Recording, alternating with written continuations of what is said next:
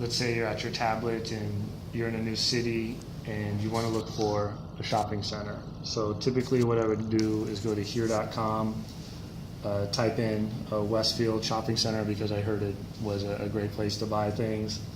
I look around on it, I can kind of find the reviews. Typically, collect is my favorites. That's done. It's synced to the cloud, so just to double check, I go in, I look at my collections, and it's saved to my favorites. So what happens then is I go to my vehicle, whether it's a rental car, my own vehicle. I start up, I'm not low on fuel, but I have the ability to check all the gas stations around me and to find all their prices. And then I can, search by what's optimized for me. If I put in, I'm a BP user, I only want BP cards, what's closest, etc. But my real concern is trying to get to my destination that I put online. So what I can do, I sync this across any device, whether it be an iPad, Android device. I go here, set my destination. I have a street view, street level imagery, so I know when I'm coming to that destination, I know what it looks like. I have options to get to the destination, a little bit longer, a little bit more time, but I'll select the first one so I can begin to start navigating. Already I'm coming up to the highway entrance. This is my route maneuver, so I know when to turn. This is customizable to my profile, so if I decided I want just one full satellite image map, I have that. One thing that's interesting is if I click on this, it kind of stops the screen and I can focus on what's around. I can change that to a 3D view, a 2D view. Then I can go north up, go with the compass. Click out of that. When you saw the speed limits, we do have that available, so you can be alerted if you're going 10 over, 5 over. It's set on your discretion. We also always have the ETA and the distance to your destination. Typically, most people like to see the route maneuvers, and obviously they can hear it too. The audio is turned off just so we can go through this and talk through the demo. As I mentioned, this is updated live, and as we discussed here with the traffic, and we have the Bay Bridge out. It was closed last night. We know when it's coming up. We know, the length of the closure, where we can get on, and so it's automatically going to reroute us around that. It might have taken us down to 4th Street and then turned over to get to the mall. So as we're coming up, we have the use case, and I see when I need to make my turn, and also what lane I need to be in. This is critical when you're in a new city. Maybe you should, it's 4 lanes wide, 2 turn left, only 1 turn left. So now I have a visual indication of where I should go.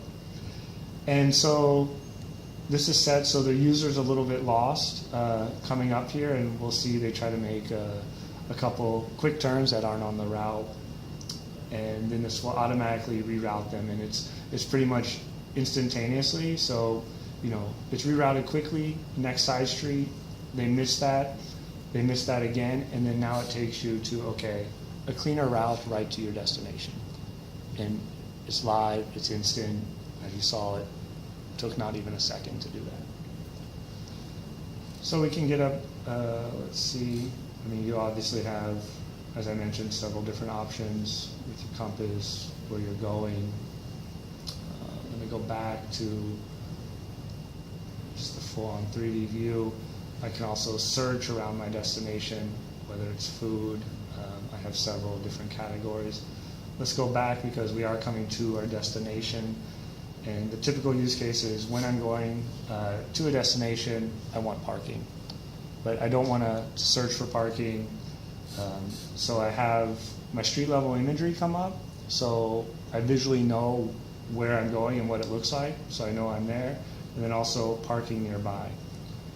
What will be implemented, it is implemented in some European countries where you can actually reserve the parking from your car and drive directly to that spot. And that's personalized based on your vehicle size. So if you have a Land Rover, it's not going to take you to a parking spot for a Prius or electric vehicle. So now I've found the parking spot. I've turned off the car, I'm leaving the car, and then I sync the position to my phone.